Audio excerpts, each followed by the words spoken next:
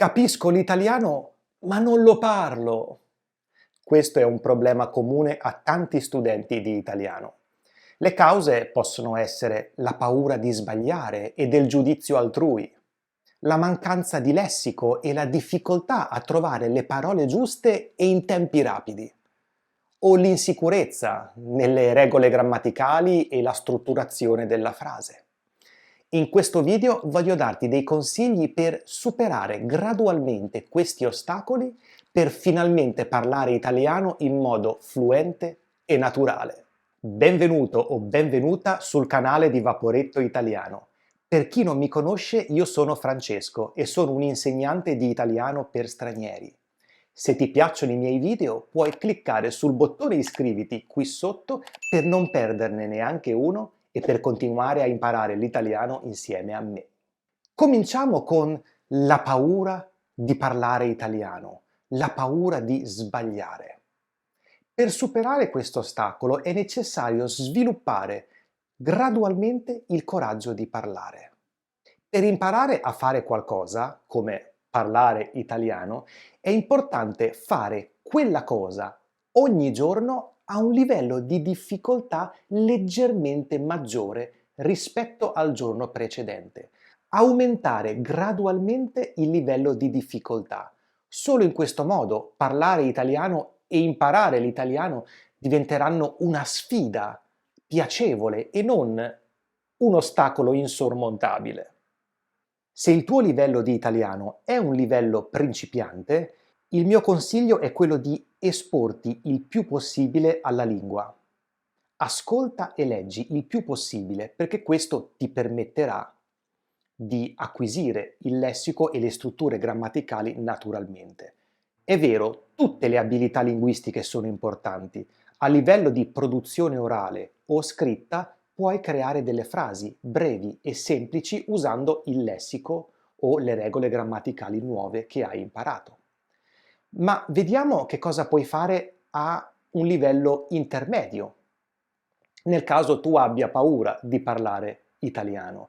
È importante esporsi alla produzione orale in modo graduale e partendo da un ambiente estremamente protetto, dove non hai paura di confrontarti con altre persone e del loro giudizio.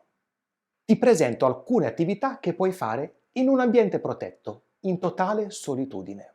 Prima di tutto, seleziona una risorsa in italiano. Un video, un episodio di un podcast, un articolo di giornale, un libro che hai letto o un film che hai già visto. Partendo da questa risorsa, in totale solitudine, comincia a raccontare la trama del libro o del film, il contenuto del video o dell'articolo. Che cosa è successo? Che cosa mi ricordo? Che cosa ha detto quella persona?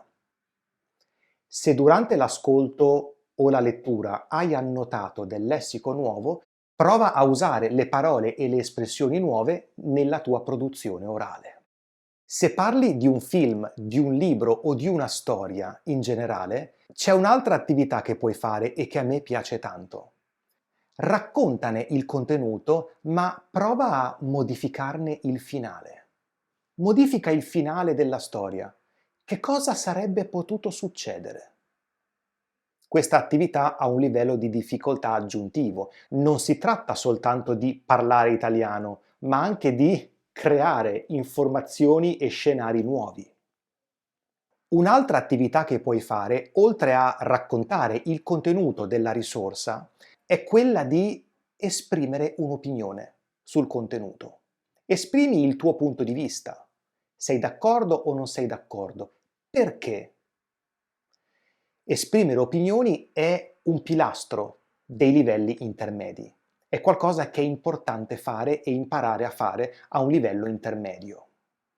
Queste sono tutte attività di produzione libera e soprattutto che puoi fare con i tuoi tempi, senza fretta. Ovviamente all'interno di una conversazione in italiano non hai tutto il tempo del mondo per riflettere e cercare le parole giuste. Bisogna parlare velocemente ed è importante esercitarsi quindi a parlare italiano in tempi abbastanza ristretti. Se vuoi fare questo sempre all'interno di un ambiente protetto, puoi usare il metodo dell'imitazione.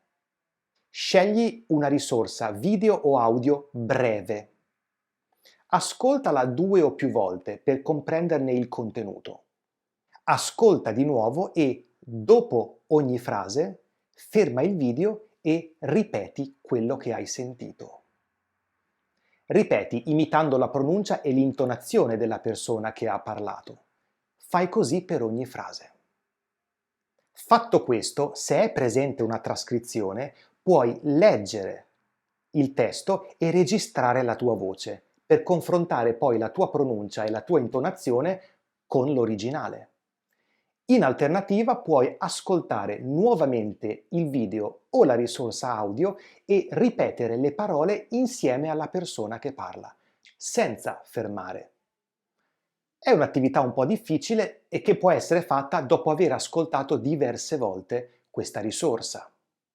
L'imitazione è un'attività fondamentale per migliorare la pronuncia e l'intonazione, per acquisire nuovo lessico e nuove strutture grammaticali naturalmente. Queste erano attività da fare in solitudine, in un ambiente protetto, privo di ansia e di tensione. Adesso cominciamo ad esporci un po' di più. Ti ricordo che, indipendentemente dalle attività che scegli, l'esposizione a input comprensibili in italiano è fondamentale, perché ascoltare, ascoltare e ascoltare ti permetterà di acquisire il lessico e le strutture grammaticali che poi userai quando sarà il momento di parlare. Quindi focalizzati sempre sull'esposizione alla lingua. Vediamo quale attività puoi fare per uscire un po' di più dalla tua zona di sicurezza e quindi interagire con gli altri. Anche in questo caso cerchiamo di uscire gradualmente dalla nostra zona di comfort. Potremmo cominciare con un insegnante di italiano. Certo, la tensione nel parlare italiano ci sarà, ma un insegnante, se è un bravo insegnante, non giudica. È lì per aiutarti, per supportarti e per correggerti.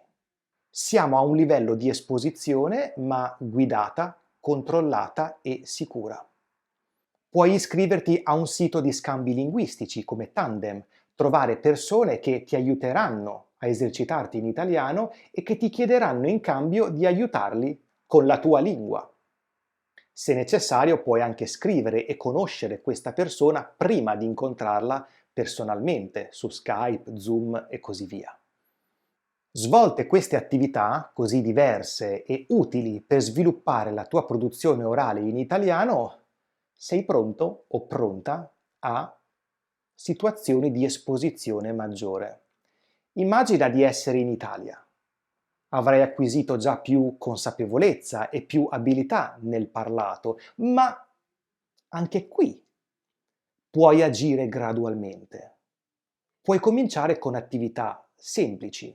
Per esempio, puoi chiedere indicazioni per arrivare a un monumento, a un passante. È esposizione, certo, però è qualcosa di semplice, che sai fare. Si studia ai livelli iniziali e è un modo quindi per cominciare a uscire dalla tua zona di comfort, ma gradualmente. Puoi ordinare un caffè in un bar, un pacchetto di caramelle dal tabaccaio. Fatto questo e aumentando il tuo livello di autoefficacia e di sicurezza, potrai cominciare conversazioni con un cameriere, la guida turistica, il barista e così via. Questi erano alcuni consigli e alcune attività che puoi fare per esercitarti sempre di più nella produzione orale in italiano, per parlare italiano in modo sempre più sicuro, naturale e fluente. È importante quindi partire sempre da un livello di sicurezza e uscire gradualmente dalla tua zona di comfort. Aumentare il livello di difficoltà e di esposizione poco alla volta, in modo che diventi una sfida piacevole e non motivo di tensione. Un altro punto fondamentale è che l'esposizione alla lingua rimane il cardine, il pilastro dell'acquisizione, perché soltanto ascoltando e leggendo ripetutamente, costantemente in lingua italiana potrai acquisire tutte le parole e le strutture e le regole grammaticali che userai poi quando sarà il momento di parlare. Fammi sapere se hai trovato questi consigli utili e se ci sono alcune attività che vorrai provare dopo aver visto questo video. Grazie per la tua compagnia e noi ci vediamo al prossimo video.